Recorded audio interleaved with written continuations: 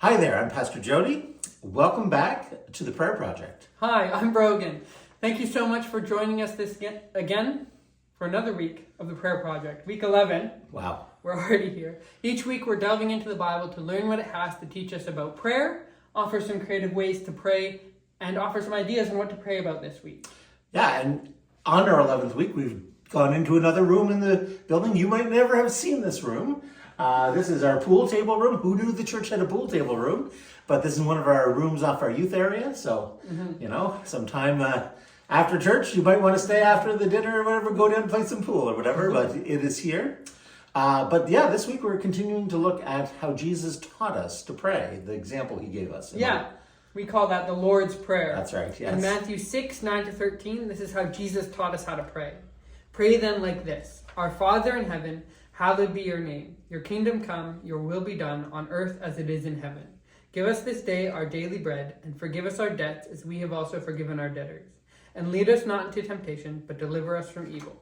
And we've been going over this each week, but Jesus begins by praising his name, by praising the Father's name and honoring him. Then he goes on to teach us to pray for God's kingdom to come, which of course he's talking about his rule, and that's particularly in our hearts. Next, Jesus prays for two things. Tells us to pray for our needs, but also for forgiveness that we looked at last week, as we forgive others. And finally, this week, we come to the last part of the prayer where Jesus teaches us to pray for God to lead us away from temptation and for him to protect us from evil, or in some places, the evil one. So what is temptation? Well, we know that temptation itself isn't a sin. Even Jesus was tempted. So why is Jesus telling us to pray to God, to ask him with help in avoiding temptation? Well, it has to do with our internal struggle with sin. We all have particular areas of sin where we struggle and feel more tempted.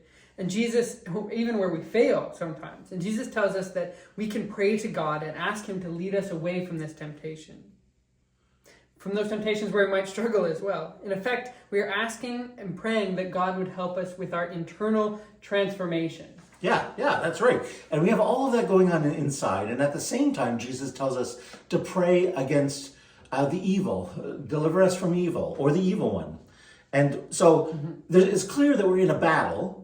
There's that battle internally with the temptation, but externally against an enemy.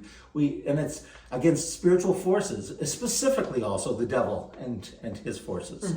Praying against evil is about praying against external attacks, not just the internal ones in our heart.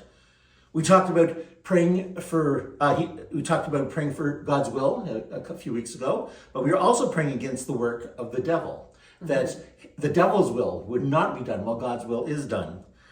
This might be even asking God that the enemy might be doing something or the enemy might be desiring for something, for God to take that and to transform it, to make it into something that instead of being what the enemy desires, to be something used for God's good, which, the cross is a great example of that.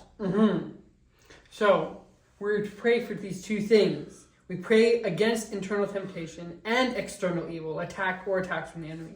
Let us take time this week to identify the areas of where we struggle with sin and temptation, but also to look around and see where the devil is working and pray against that and pray that God would lead us away from that evil, take that evil away.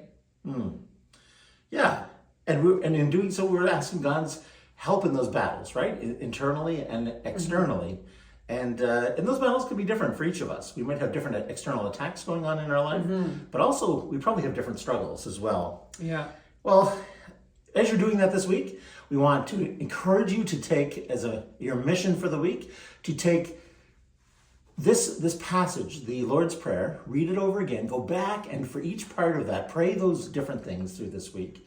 End with this section of praying against the internal and external battle, but also to pray for the other things, beginning with honoring God and blessing his name, and recognizing who he is, and ending at the end of God protect me from the evil one, right? So that looks like a great mission for this week. I agree. And we will see you next week.